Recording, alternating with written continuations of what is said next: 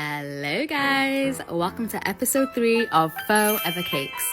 Cakes that last forever because they're faux! For anyone that's new to this series, I'm making 3 fake cakes out of Polyfiller or Spackle for my photo shoot, which is happening in London, and I needed them to be rock solid because I'm shipping them out for the first time. And so far, so good! I have seen a few questions asking if these cakes are edible. The answer is no. It's literally in the name, Faux Ever. Faux!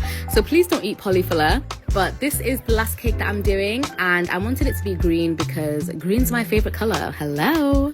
So to make this shade, I mixed together green acrylic paint, some yellow, pink, and a little bit of purple as well. I was literally using my color theory, but I think I made the perfect sage. I will say though, this shape was definitely the hardest to ice. It took me a good couple of tries, but I managed to get it smooth in the end.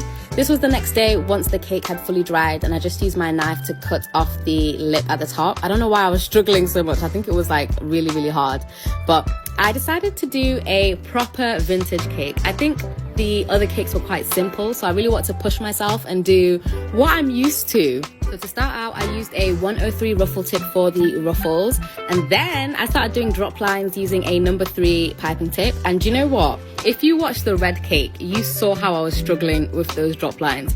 And all of a sudden, I'm perfect. Like, these came out so good. In fact, I was so confident I doubled up. And now I've got a double drop line. I then went back in with my 103 to do more ruffles, and at this point I'd already bought some of my outfits for the photo shoot, so I knew I was definitely wearing green. So I was trying to color match, but it's really hard to color match Polyfiller to materials. It's not the same as coloring buttercream, do you know what I mean? So that was a bit of a challenge.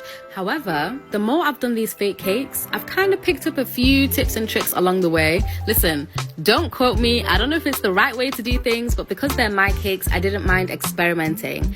But I did find that when I mixed in some cornstarch or flour into the Polyfiller, it kind of makes this paste, like a more pipeable consistency. And because I knew I was going to do a lot of intricate piping on this cake, that's what I did, and it worked for me, so I was very happy. Although the cakes are very different, one's red, one's pink, and now this one's green, I wanted to tie in the, what's that word?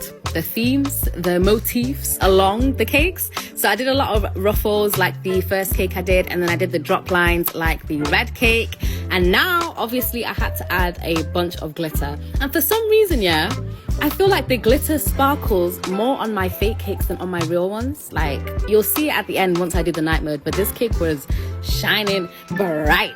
I finished off the cake with some gold sprinkles, and I actually didn't get to film this part because I ran out of storage, but I added a hello guys cake topper on the very top because at the end of the day, I'm doing this photo shoot for my ebook and for myself, but also for you lot, because I would not even be able to have opportunities like this if you guys weren't watching and supporting me. So I will love you guys forever for that. But the cake's all packaged up, and I'll see you guys in the next video once I'm at the shoot. Bye, cuties!